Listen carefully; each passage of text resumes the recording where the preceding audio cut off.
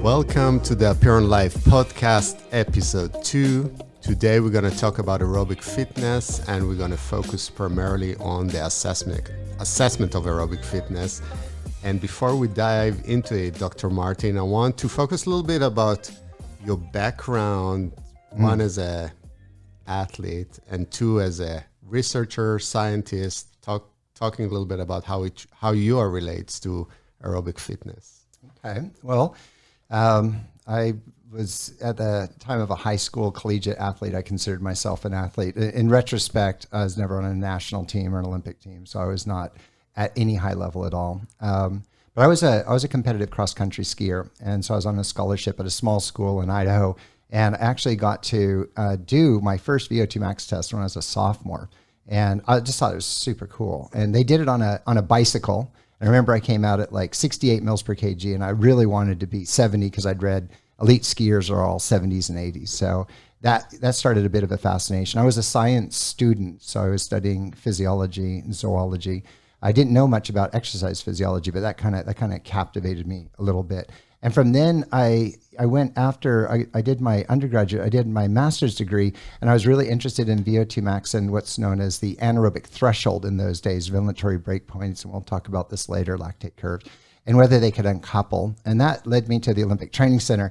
All I did for 2 years was test VO2 max. So got to test Lance Armstrong as a junior, a lot of the young elite kind of contemporaries of Lance. We did all their VO2 max testing, all the national team biathletes, all the cross country skiers. It was super exciting. And we're seeing numbers, 70, 80 plus. And that's at Colorado Springs, a little bit of altitude. From there, I ended up going to the Australian Institute of Sport, and I didn't have access to a lot of snow. So I started running, and I knew my VO2 max. And so I was really interested in Jack Daniels and some lookup tables. And I wondered how fast could I run a marathon if I was appropriately trained. And the predictions were I should be able to get under 3 hours. So I trained up and ran a 2:56 marathon, and I was like, this exactly this VO2 max is amazing. Like, I was really, really amazed at it. When I left the Institute of Sport, most of my focus was on team sport. And in that case, it's almost like how bad can your VO2 max be? It's like, what's the lowest VO2 max you can have and still be an MVP in basketball? Because you don't win any games with your VO2 max, but if you're in terrible shape, you could be compromised. And then I came here and it was interesting transition because my whole world's been 70 mils per kg and above. And then I came here and I had to completely reshift. Now my goal, and personally, is to try to keep above 50 mils per kg as long as I can. I'm probably just right on the edge right now. And so in recap, I started as an athlete wondering, what does this mean? What can I do about improving it? Then I started coaching and working with athletes. And so it was all about where are they at? How do you improve it? And now I think I'm a lot more interested in aerobic capacity and VO2 max for life. Yeah. So I wanted to ask you, why is aerobic capacity is even important? Let's talk about it. Just touch a point about more on the performance side, and the other one more on health span. Yeah. Why those two? Kind of give a little review of both. Yeah. Well, in sport, there's kind of minimum standards for success. If you want to be a world-class cross-country skier at 80 mils per kg and above is kind of the domain. It's rarefied air, and that's where the top guys are at. And probably same goes for Tour de France champions. Rare to find one with less than 75 mils per kg. It's just a prerequisite. So we use it as an indicator of kind of capability and capacity to win at the highest level. When you move to fitness for life, what we know is that the VO2 max, it decreases at about 10% per decade, especially after about the age of 40. And so what that means is from 40 on, your VO2 max is just just a sedentary lifestyle, you'll just start losing your aerobic capacity. And as you lose aerobic capacity, there's a really interesting series of relationships that pop up. And that is the risk for cardiovascular disease and cancer and all-cause mortality also go up. So this is quite disturbing, because it means that if your aerobic capacity as a 40, 50, 60-year-old, you can be like, I'm not running marathons. I'm not trying to win a ski race. Who cares? Well, if you don't care, then what's happening is you're as your life continues, your risk for these really bad things like cancer and cardiovascular disease, your odds of having a problem with one of these conditions becomes much more likely. So the evidence is clear. If you can maintain your aerobic capacity through decades of life, you're doing yourself a huge favor. And not just you, you're unloading the medical system too, because all the doctors in the hospitals, they got to take care of you. When that heart fails or you have a stroke or you have a problem, then you go to the emergency room and they got to try to save your sorry ass because you haven't been taking care of yourself. That's a problem. So if I want to assess my aerobic capacity, what are the common, you mentioned VO2 max. Yeah. What does it mean? Can you break it down and how do you assess it? Common protocols? Yeah, there's the classic way to assess your maximum aerobic capacity is to start on an exercise test protocol that starts at very low intensities, and then it's incremental in nature. Some people call them graded exercise test, or sometimes they'll call them like an incremental intensity test. So it starts low, and then what happens is it starts to get harder and harder and harder. And what they're doing, just very much like putting an engine in a car in the garage and just running it through high RPMs and see how it functions. They're trying to see how far can you go before the system kind of shuts down. And individuals with high aerobic capacity, they're able to breathe in the air, has about 20% oxygen in it. Air goes into your lungs. That air diffuses across a gradient into the blood, binds to hemoglobin, goes down to the muscles, has to diffuse again into the mitochondria, into the muscle cells, and it helps you combust the fuel, and that produces energy. And if you are producing energy aerobically, it's quite sustainable. But over time, you'll run out of capacity, and you'll have to rely on anaerobic energy stores. And when that happens, there's a whole bunch of, exhaust products, and there's a lot of things that happen, metabolic waste products, and you start to lose your fatigue resistance. So in essence, the easiest way to test it is to do what's called a graded exercise test. You can do this with a really fancy piece of equipment that measures the air that you're breathing out. I said it goes in at 20% oxygen. It comes out at maybe 15, 16% oxygen. The instrumentation now is available. You can measure the extraction and the total volume of air going in and out, and you can then calculate the oxygen consumed per minute per kilogram of your body weight. And that's considered an index of aerobic fitness. And then if you want to know where you are set comparing to the population, this is available as well, right? That's right. There's a number of groups. There's the Framingham Heart Study. There's the Cooper Clinic. There's a whole series of classic epidemiological papers that have been published, and they're publishing the normative standards for 40, 50, 60, 70, 80-year-olds and what is average for the aerobic capacity for males and females at these different age groups. So you can take your number and you can compare it and go, I'm average, or I'm above average, or I'm below average. And that's, you said, based on age and sex, correct? Yes, that's right. And there's a fun little game you can play. You'll see some people talking about, like, what's your functional age, or my aerobic capacity. I'm 50, but I have the aerobic capacity of a 40-year-old. It's actually a really simple mathematical manipulation. You just say, I'm above average as a 50-year-old, and you just back extrapolate till you hit the average curve. And if it hits at average for a 40-year-old, then you can say, I'm 50 years old chronologically, but I've got the VO2 max of a 40-year-old. And as far as testing on like cycling erg or bicycle versus a treadmill, can you tell me the difference between the two, and how would you view the results differently? Yeah, so there's a number of studies, especially when triathlon was really popular. A guy named Grégoire Millet, who I've met, he's a French physiologist, worked with a lot of the French triathletes, published a really nice paper that gets referenced a lot. And he was saying, like, is VO2 max or aerobic capacity different if you test on a bike or if you test on a treadmill? And what a great population to study. Why not study triathletes? Because they train in both. And what he found is if you're trained in both, then the results are no different. You get the same result. For most individuals, they're very familiar with walking, and they're very familiar, some are familiar with running, but they're not as familiar with cycling. Cycling, you got to get the bike right. If the seat's too low, it feels bad. If the seat's too high, it feels bad. If you get the wrong cadence or the wrong gearing, it feels bad. If it's too stretched out, you can't breathe, it feels bad. So there's a lot of excuses on cycling where it just didn't feel right. And if it doesn't feel right and you can't dig deep, then you are more peripherally limited than centrally limited. The true definition of VO2 max is that the workload increases and oxygen uptake increases, but you get to a point where workload increases, but the oxygen uptake does not. It plateaus. And when you see a plateau, then you've kind of hit the classic definition of VO2 max. And I think this paper by Millet is a really nice one. Others have subsequently confirmed these findings.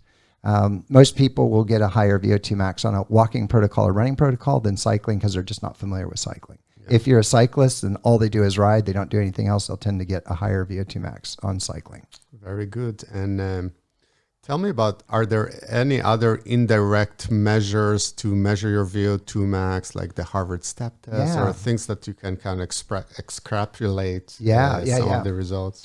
It's a good question. There's lots of different ways to estimate VO2 max, and not everybody has a treadmill. Not everybody has this metabolic cart that allows for the measurement of expired gas analysis. So there's all these surrogates and all these estimation techniques. You mentioned the Harvard step test, which is basically you have a box of known height and you step up and down to a metronome, and as the cadence increases, the metabolic load increases, and you can look at your heart rate response to the stepping rate.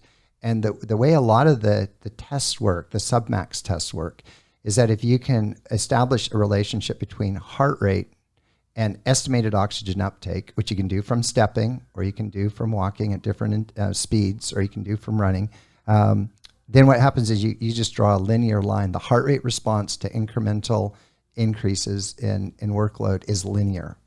So all you have to do is estimate your max heart rate. You can do that with 220 minus age as a rough index. There's other equations you can use. And if you know your max heart rate, you just extrapolate up from the heart rate oxygen uptake relationship that you establish in all these different types of nuanced tests, and you just go up until you hit your estimated max heart rate, drop down, and that will estimate your aerobic capacity. So is that, I use Apple Watch. So is that how they guesstimate my VO2 max? I found it a little cranky. On the other hand, with my Polar, I monitor all my my mat work that I train on the mat. And they have an option with Polar to basically assess it. And you lay flat for 5 minutes, it's assessed your true resting heart rate, and then it gives you a number. And it was very similar to my treadmill test, which was kind of incredible. It is. It's amazing. And Garmin, Polar, Apple are all coming up with their own algorithms, because VO2 max is associated with not just like quality of life, but it's associated with cancer and heart disease. It's starting to become a biological metric that even doctors want to know. To know your VO2 max would be helpful as I start working with you as a physician. So we used to always think of VO2 max as like, performance stuff, but now it's starting to become a really interesting index. And so the way some of these algorithms work is usually they'll miss on thirds is kind of a rule of thumb. You'll get a third of people and the estimations will be way too low. You get a third of people and estimations will be too high. And then you get a third, this Goldilocks point, and it's like, oh my God, it works. And it's just enough to keep the algorithms functional. I looked into Apple's. Apple's is interesting because what they do is they need to know whether you're a male or a female. They need to know how old you are. So right away, they've got a lot of predictors on VO2 max, just with age and sex. Then they ask your activity levels. They need to know how activity levels. Once you know your activity levels, that helps refine the age, sex indications. And then what they do is they have you go out. I think there are different activities they prefer, like outdoor hiking. They actually like you to be on the flat, so you can be walking on the flat at different speeds. And with the GPS, they'll pick up how fast you're walking. And then with the heart rate monitor, it'll pick up what your heart rate is, and they can use that to estimate. What you did with the Polar, the fins are just the kings of heart rate variability. They love it. And so they've brought heart rate variability at rest into those equations, and they've refined their algorithms based on heart rate variability. So all of these are indirect. They're usually plus or minus 5 mils per kg, but hey, low is under 20. 30 to 40 is kind of average. Above 40 is good. So even with this huge margin of error, you're probably getting close. Yeah. So at Apeiron, we do a walking protocol. For most of the time, we do walking protocol. Why is that? Yeah, we picked the walking protocol, and the modality is super important. We wanted something that had Modality matters. Modality matters at Apeiron Life. That's our running theme. We picked the treadmill and walking, one, because it's super safe, and everyone's familiar with walking. Even cyclists know how to walk. So walking is familiar and it's very, very safe. And we work with individuals that we do not want to hurt. You know, once you get over 30, 40 years old, that's the last thing you want to do is hurt somebody. The next thing is the treadmill walking is really nice because the prediction equations are really good. If you know the speed of the treadmill and the grade of the treadmill, you can estimate aerobic capacity, which gives us, we measure it directly, but it's also nice to have indirect measures just with these different calculations. And so that gives us versatility. We could test someone's VO2 max. If they had a treadmill down at Pebble Beach, we could do a little spot check there.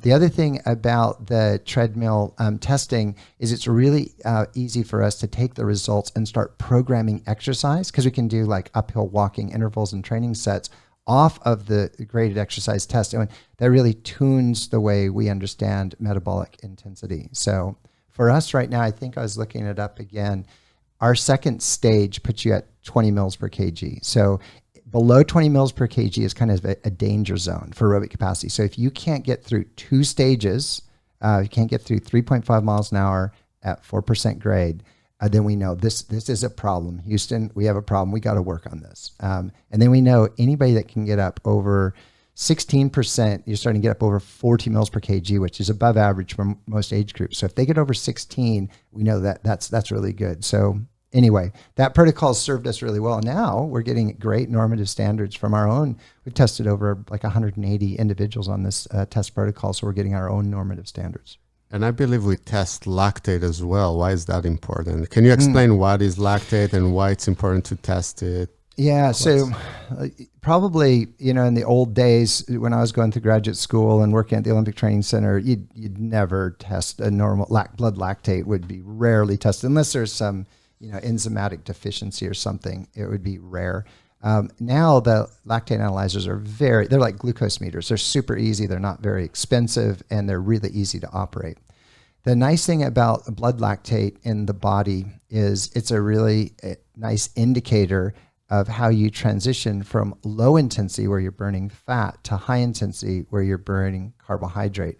And unlike heart rate, which is a linear response, so the higher the intensity, the higher the heart rate, lactate floats along low, low, low, and then you hit a point and it just starts to jump up. The accumulation of blood lactate in the body starts to go up exponentially. And so it's a really strong demarcation to exercise intensities that you can maintain for 20 to 40 minutes below threshold to exercise intensities you can't handle for even 5 to 10 minutes above threshold. So for a training prescription, it's really nice to know where is this break point happening. It comes by a lot of different names: onset, blood lactate accumulation, maximum lactate, steady state. There's a whole bunch of different terms for it, but the phenomenon is clear. I'm good, I'm good, I'm good, and then boom, it's like, I'm not good, I'm not good. And so we get to take a look at that by taking a little blood sample after each of our 3-minute stages. And the last thing I'll say about blood lactate is that it gives you a really interesting indication of fatigue resistance. So although VO2 max shows you capacity, the capacity of the system, it doesn't tell you a lot about fatigue resistance. So you, at your VO2 max, you might be able to do, say, 4-minute intervals at VO2 max intensity, not a problem. I might have a VO2 max similar to you. I can only handle 2. And so what happens is the lactate curve lets us see that, because towards the end of the test, if the lactate goes from like 4 or 5 millimole up to 12 to 15 millimole, we know that this is an individual that's running really hot. Things are going to fall apart really quick. If somebody finishes a VO2 max test at like 6 to 8 millimole, we know they have a much higher capacity at VO2 max intensities. Very interesting. Yeah. Tell me a little bit about the thoughts. You know, there are people there that describing, try to train under 2 millimole of lactate for a long period of time and to increase your capacity. What are your thoughts about that? Yeah, this has been, you and I have had conversations about this before. So a really easy way to look at exercise intensity as you go from low intensity where you're burning fat up to high exercise intensity where you're like, I can only hold this intensity for about a minute and I'm done, is to start to break down heart rate max and heart rate rest, break it down into zones. And a super easy way to go, which is widely accepted and adopted, Polar did it early on, is to say that we'll call 50 to 60% of your max heart rate, we'll call that zone 1. 60 to 70 is going to be this magical, potentially magical zone 2. And then 70 to 80, zone 3, 80, 90, zone 4. And then 90 to 100, zone 5. So where did this whole zone 2 phenomenon came about? Well, obviously Peter Attia gets a bit of credit. Inigo San Millan gets a bit of credit. It's not like they invented zone 2. Zone 2 has been around, for ever since people were measuring heart rate. So it's not new. But what Peter Attia and Inigo San Millan and others started saying was that don't always just go into your exercise sessions and just hammer as hard as you can for 30 minutes. That there's another zone and it's actually more comfortable, more favorable, and you can get metabolic benefits from going down to what's called zone 2. And there are reasons why zone 2 might be helpful. Down at zone 2, you're burning fat, and a lot of that fat is intracellular, and you use certain enzymes associated with beta oxidation. And so this is hard. Just yeah. Sorry for cutting you. No. Burning fat means you don't lose subcutaneous fat. Yeah. So this is a common, I'm going to train in the lower intensity. Now I'm going to burn fat. Subcutaneous fat. I'm going to get my six pack. Yeah.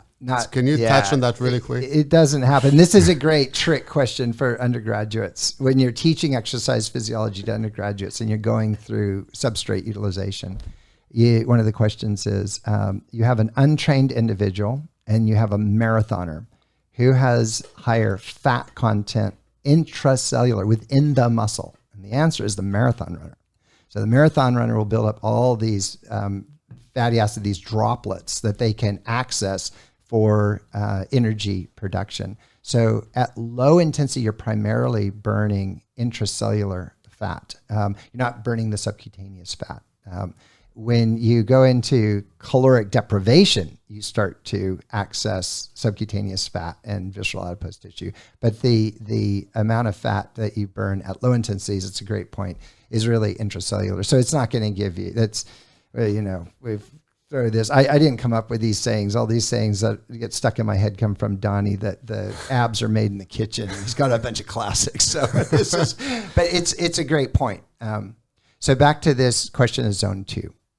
What is it, and what are the good parts about it and the bad parts? The good parts about it is I think it gave people a license to say, it's okay to have an easy day. I can go out for 30, 40 minutes, and I can go even at zone 2, which is really comfortable, enjoy myself, and this might have health benefits associated with it. And I'm all for that. The bad part about zone 2 and all of the discussions that are happening around zone 2 is that the only way to enhance mitochondrial function or mitochondrial health is with zone 2. And that's just wrong. That's just wrong. And it's unfortunate because you get mitochondrial adaptations at high intensity and threshold intensity at all intensities. So there is mitochondrial density and mitochondrial volume, right? Yeah. So the slower pay, can you touch on that? Yeah. So the density, the volume is as a percent of the cell mass, how much mitochondria are in there. And fast twitch fibers don't have super high mitochondrial volume. Slower twitch fibers have more mitochondrial volume. And so it can get up to 10, 12% of the volume of the fiber is filled up with mitochondria. Hummingbirds get up to 30% mitochondrial volume, which is amazing. But then with high intensity work, the morphology of the mitochondria change too. And so all these inner folds of the mitochondria and the function of the mitochondria starts to change. So the bottom line is that there are aspects of health associated with mitochondria, and mitochondria adapt to both low intensity and high intensity exercise. But the part that I get frustrated with is when people start to say, oh, I just heard about zone 2 training. I used to train at like 80%. I used to zone 3 or zone 4, and I do a 30-minute run on the treadmill. Now I just listen to a podcast, and so I only do zone 2. And then, so what they're doing is they're basically they're just detraining. They're just going to a very, very low. If you want to do zone 2 is great for recovery, and zone 2 is wonderful for long, slow distance. Like I'm talking 90 minutes to 2.5, 3 hours. The cyclists that I used to work with in the Tour de France, they ride for 4 to 6 hour stages.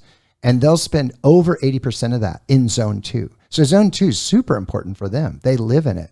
But if I was 60 years old and I had 30 minutes and I hadn't been exercising much, I'd jump onto the treadmill and I'd go to the classic aerobic training zone, which is probably around zone 3. Yeah. Yeah. You're going to get more adaptation because the intensity is higher and the overall load is higher. So question, with the Tour de France cyclists, did you constantly monitor their heart rate, or it was more about the power output, or did you test their lactate regularly during the training, or like what? Just curious. We do all of the above. We'd put power meters on the bicycle, and then we would put heart rate straps on. The heart rate straps would talk to the data loggers. And one of the things that are really interesting is when heart rate uncouples from power. So you can see that's called cardiovascular drift. And so that's an indication sometimes of dehydration, sometimes of impending doom, that they're going to eventually get really tired. So you can see how they're holding up on their rides. Early in the season, you might see heart rate and power at, say, zone 2, zone 3 hold together really nicely for about an hour, and then it uncouples. And then later in the season, they might be able to go 3 hours before it starts to uncouple. So it's like an indicator of sport-specific fitness. Mm-hmm. We would do for high intensity, if they were doing intervals, threshold intervals, say hill climbing intervals, 10-minute pieces, we'd do lactate at the top of it, primarily to guide them. When they do the first interval, sometimes they will go out too hard, and then others will have hurt themselves 2 days, 3 days before, and they'll go out way too easy. And so we'd use it to kind of tune them for the intervals to get them in at a threshold intensity. So we plan to do 2 episodes, but I think it kind of organically moved into, which brings me to a really interesting point. We have a lot of discussion here at Apeiron. We said like assessment versus training. What you just described is an assessment during training. So you don't need always to assess. You're coming to assessment. Your training, actually, your monitoring is an assessment by itself. Touch about that a little bit. That's in elite sport. The lab-based testing that you see is usually a way to tether a bunch of variables together. I'm not going to measure your ventilation, but I want to know your ventilation for a given power. I don't know your RPE, but I can ask you RPE in the lab during every stage of a graded exercise test. I don't know your pH or your bicarb. I don't know all these things, but what I can do is I can build up, kind of tether and connect all the variables together. And then when we go out in the field, I only have to monitor 1 or 2 things. I can just monitor heart rate, and I can estimate, like we said earlier, your aerobic capacity. I can estimate your blood lactate. I can gain insight into what you were probably feeling. And so the next stage is to then just evaluate different types of training sessions. If I want to know how your fatigue resistance is, I take you out on a 6-hour ride. If I want to know how your threshold's going, I have you do repeat climbs on a climb that takes you 20 minutes to get up. If I want to know your VO2 max, I'll have you do a little punchy climb that takes 5 to 10 minutes and look at the power output.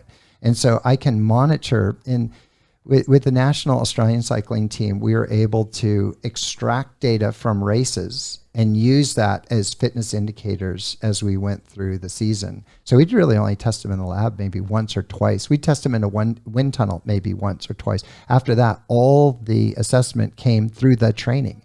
And I know that hasn't landed yet in like adult fitness. Everybody wants to go in and get tested. But that's the instrumentation's all there. You're gonna probably test once or twice a year just to make sure you have a gold standard. And from there, every time they work out hard with you in the gym, every time they do an interval set, every time they do a ride or a training session, we'll be pulling fitness variables from it. So tell me, if I am Joe Schmo, okay, yeah, And I have average fitness. What activity will give me the best signals for aerobic fitness? Well, what would you say? And let's say I'm healthy. Yeah. Healthy. I don't have any joint issues. Solid. Yeah. So the classic response to that, you use the term signals. So little bit of a bait there for me. We have here, at Apeiron Life, we've been converting all these different types of exercise into signals, and we're talking specifically about aerobic fitness in this podcast here. So we'll keep it contained to aerobic fitness and aerobic fitness adaptations. The idea is certain types of exercise are going to give you a strong signal to promote both maintenance and, in some cases, adaptation of your cardiovascular system. That means the heart and the blood and all the peripheral capillaries and mitochondria that we talked about and different aspects of all of that will adapt if you stimulate it the right way. And you ask the question, what type of exercise would give you the strongest signal? So the classic type of exercise is something that uses a large muscle mass, so something that usually the lower body is involved. In some cases, it would be exercises that use the lower body and the upper body, like rowing or cross-country skiing.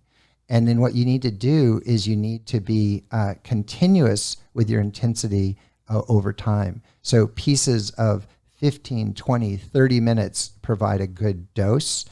Intensity is going to modulate that dose or that signal. So if you get some higher intensity and some longer duration, you're going to get a larger signal. You would start to think, well, I just want to save time. I just want to be a hammerhead. I'm going to do VO2 max intervals, which would be like, say, 4 by 4 minute intervals every day, 7 days a week. I'm going to get a huge signal. I'm going to adapt like crazy. I'm going to be the man or the woman.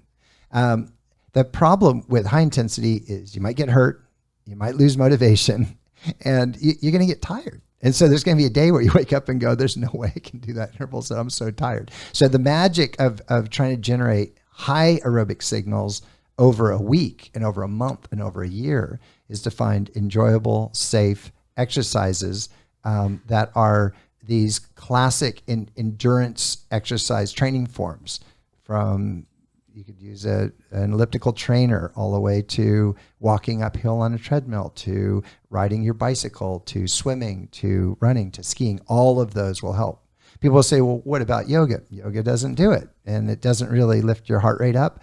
And it doesn't provide O2 flux. It's not like you're moving a lot of oxygen out of the air into your system and trying to produce energy. And you need this O2 flux if you're going to try to drive and promote adaptations.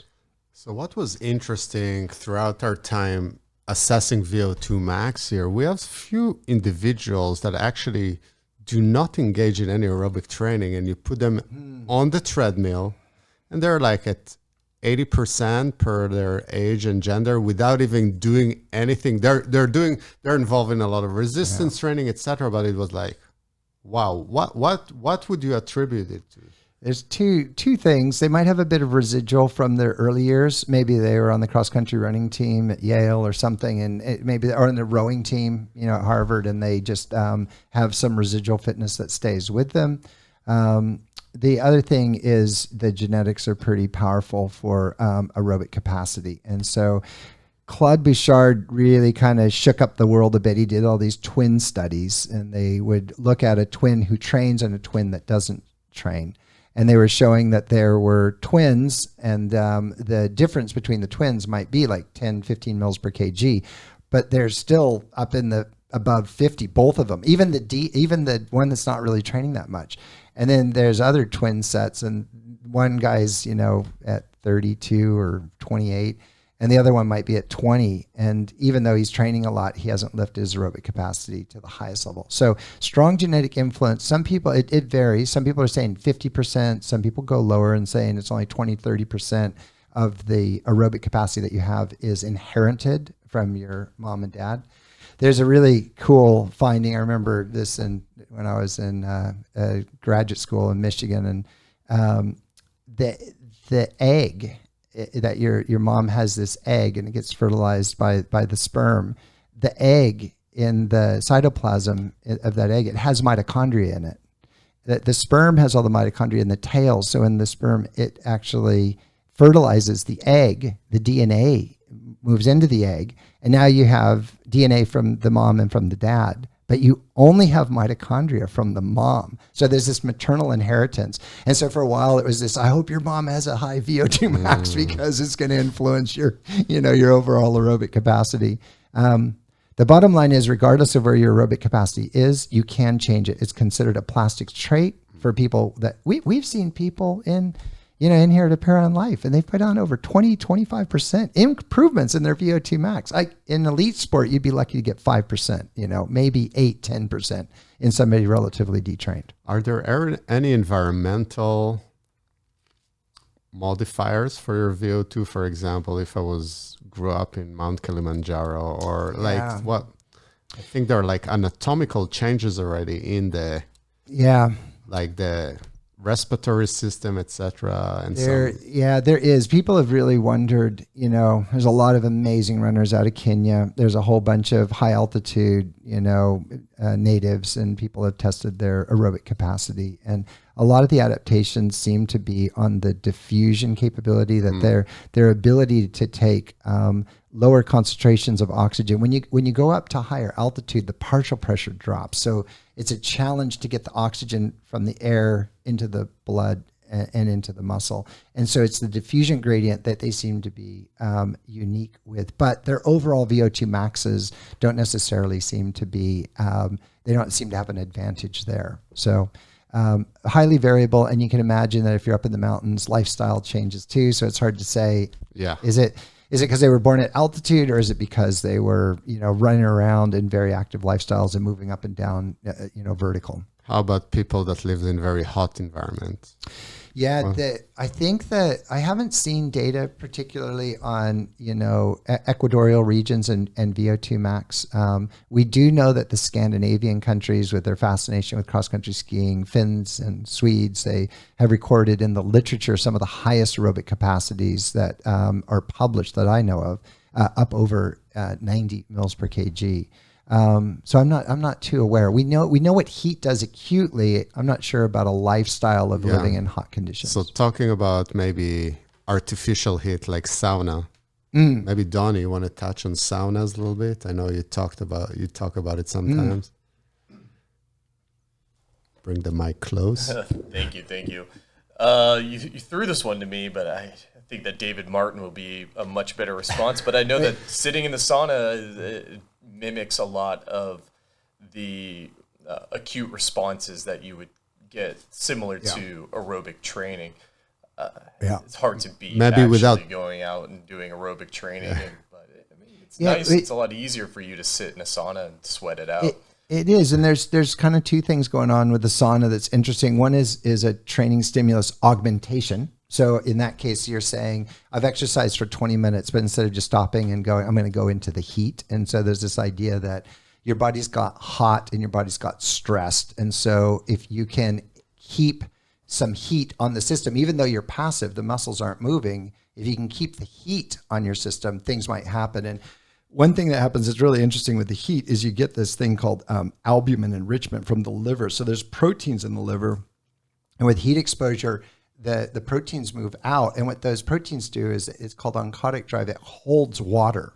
And so you can get a plasma volume expansion through sauna use, which is really, really quite interesting. So elite athletes will use it sometimes to try to augment their training. For general health individuals to say, I don't feel like exercising today, but I'm going to go sit in the sauna. And if they do, they can get some plasma volume expansion, which is part of the adaptations that happen with aerobic training. So a few years ago, I went to a trip to Australia. I visited few AFL teams, and they have a heat chamber to train in to get one adaptation to the heat.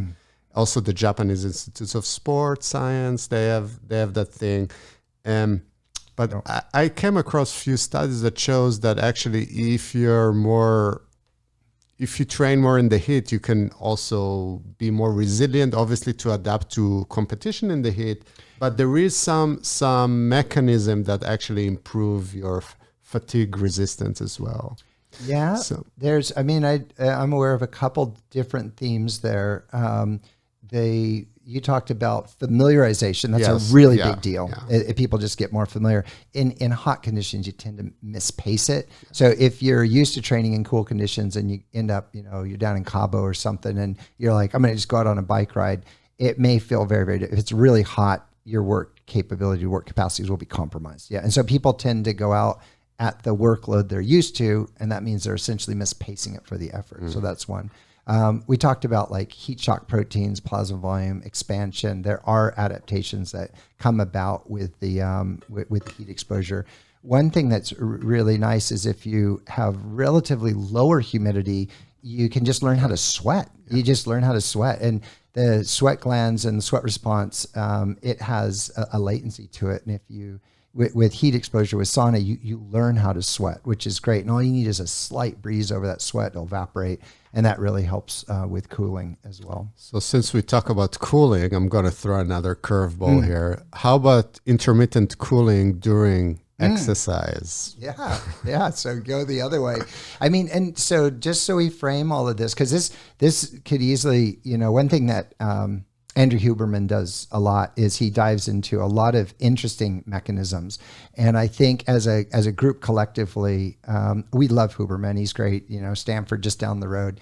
The risk with Huberman is you forget the big rocks and the basics. And so for those that are trying to think about aerobic training and trying to generate a signal and trying to live a healthy life, That's right. Yeah, you got to pick a couple activities you love that are safe. You got to do them often and frequently. And all the stuff we're talking about now, like the sauna, different cooling mechanisms, they're icing on the cake, aren't they? They're nuances that you can add to these fundamental lifestyle choices that you make. So, but they're a lot of fun to talk about. So with that said, we can talk a little bit about active cooling. So we both know Craig Guile, who works in with CoolMit, and it's a device that can be used to actually try to pull heat out of the body. It was developed at Stanford. It pulls heat from the palm. There's other things like cooling jackets. There's other things like even ice slushies.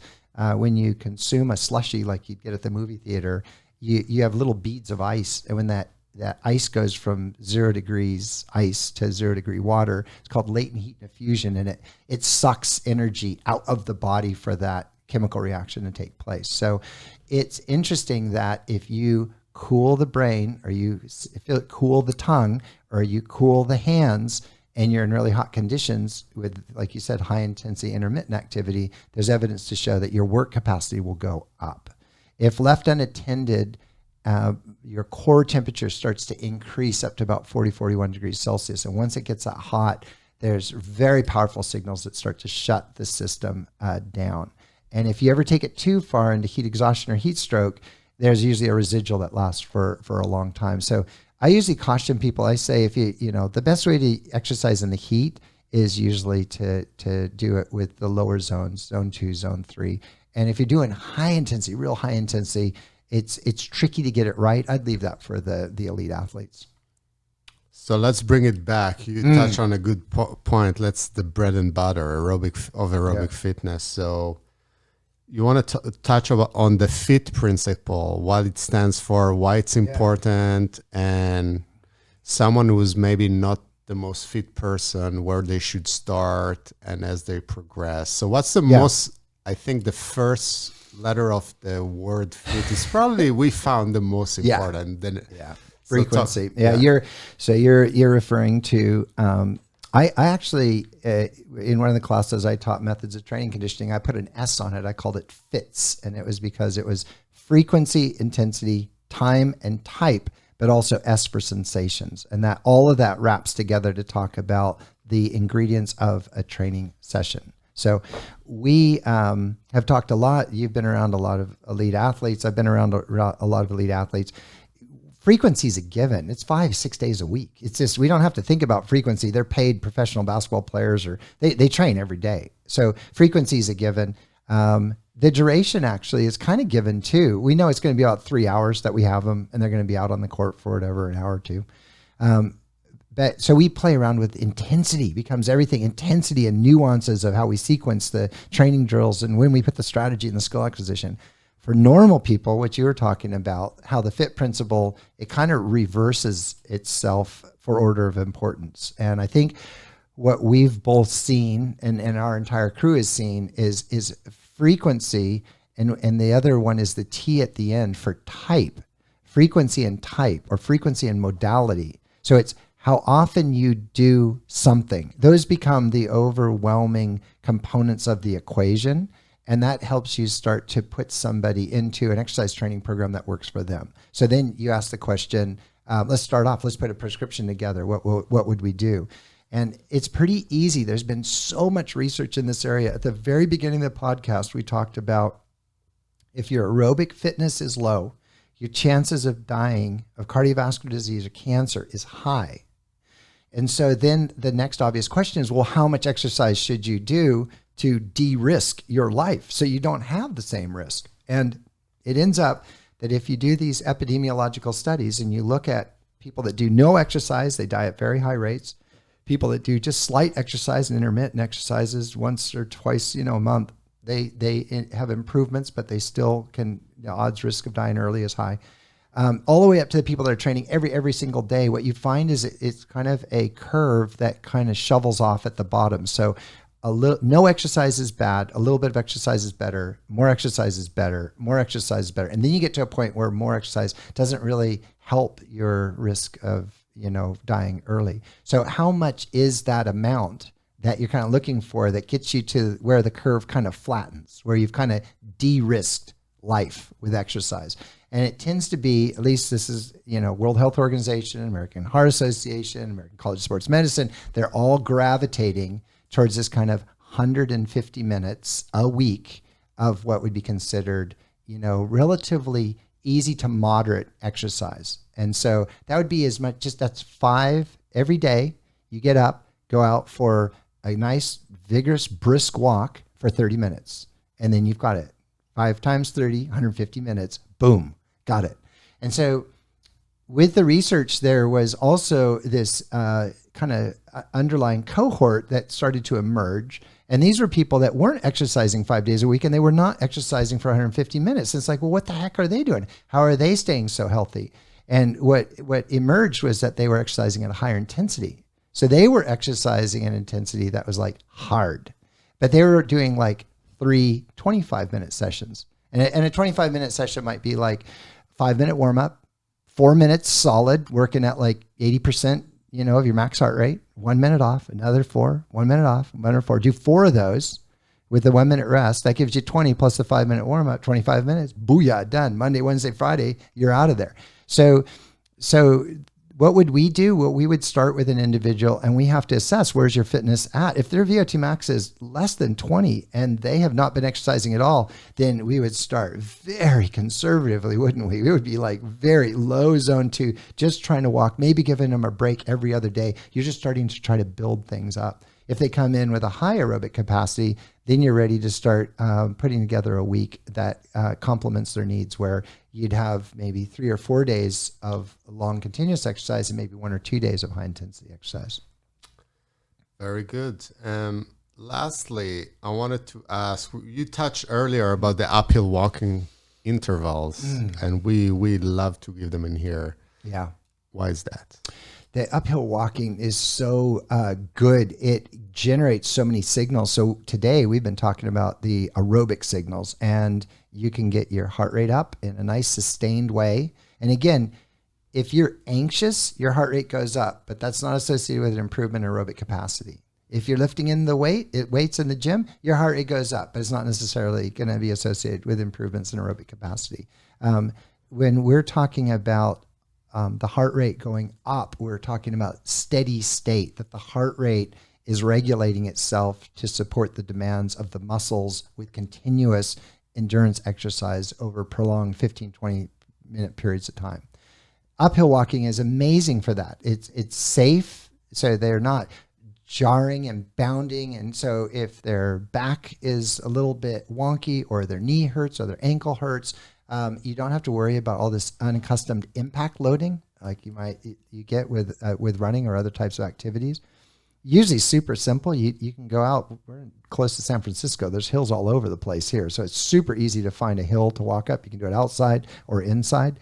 There's a balance component. The frequency is not super high. So you're at 90, maybe 100 strides per minute. And that means there's a balance point. You're going to plant the foot and you're going to have to ride that foot and balance on it with just one foot. So it's got a bit of a balance component. You're kind of bent over. You've got a little bit of dorsiflexion in the ankle. So you're helping some range of movement in the lower limbs. You're recruiting a lot of muscles through the glutes, through the butt and the quads and the calves. So you get a lot of muscle recruitment. And all of it ties together in this really nice package. So yeah, we love uphill walking. And the other thing, as we said before, when you do a VO2 max test, we get this really nice high precision indication of how their metabolism is shifting from fat burn to carbohydrate burn. We have a really good look at where their exercise intensities and zones are. So we can just go straight for the, say, put it at 12%, 3.5 miles an hour, 4x4 intervals, 1 minute rest, done. It's super easy to administer. Yes, and what I like about the treadmill is more of a controlled environment. Yeah. You can control the incline and you can control the speed. And if someone don't feel great, their sensation, you can stop the treadmill. Outdoors, you get more of like the environmental benefits, the cognitive health, etc. But what happens every time you go uphill, you also have to go downhill. And people with knee issues, sometimes going the downhill is like a downside. So that's the pros and cons. Some people on the treadmill, they get bored. They feel like a rat in a lab. So again, you can mix it up between the two. It's one of the really nice things about the treadmill is you can go to a given workout if it's programmed in there or you regulate it. And as you watch your heart rate, it it's exactly the same. You can be like, I haven't exercised for like last 2 weeks and I just want to see where I'm at. And you can see when the heart rate's, higher for a given workload, how far off you are from normal. You mentioned walking up and down. We had a couple clients who are, alpine mountaineers, like big mountaineers. And I thought it was a really cool trick. One of them was using where you take big water bottles and you fill them up with water and you hike up the hill with a fully loaded, like rucking, like fully loaded backpack. I would have thought, Atiya's all into rucking right now. I would have thought everybody'd know the water trick, but you fill up water bottles, a lot of them, so you have weight in the back. And when you get to the top, feed a tree, water some trees, drink some. And when you come down, you have a very, very light unloaded backpack on the way down. I thought that was a pretty cool idea. So I think we touched on a lot of themes today. And as far as aerobic fitness, a lot of importance for health span, longevity maybe. So if you're training, and we talked about assessment as well, do you want to be in the 95 at the elite level of VO2? Is that should be your goal, or should your goal be at the 80 percentile if you're a little lower? Like, what is a sweet spot for, like, if I just talking about health span? Yeah. I think for all of us, I think it's hard to talk yourself out of trying to do the minimum effective dose for cardiovascular fitness. I think it's just, how do you talk yourself out of it? It just means that if smoking is bad for you, and we say it's probably not good to smoke, then you could be saying the exact same thing about cardiovascular fitness. You could just say that no cardiovascular training to support your cardiovascular fitness, it's bad for you. So at least get to the minimum standard. Now, what if you get to that minimum standard and your aerobic capacity is really low and you feel like dysfunctional? You're like, I've got kids and they're very active and I want to keep up on hikes and I want to go skiing with them and I want to play with my grandchildren or whatever. And it's more vigorous than just what I'm getting out of the health benefits. Then I think you need to start talking about putting together a personalized training program to allow your body to stay fit enough to do the things you really, really love. And some people are very active. They're playing pickleball, they're going on hikes, they're playing golf, they're going skiing. And for them, the minimum effective dose is not enough. It's like, I've de-risked cancer and heart disease, but I'm not feeling myself when I'm with my family or friends doing the activities I love. And so for them, you would put in more sports specific intensity and you'd start to grade the training programs to try to keep them functional for longer. And this is for quality of life. People talk a lot about the women of Okinawa. They're 100 years old. That's great. But they're not talking about what are those women doing.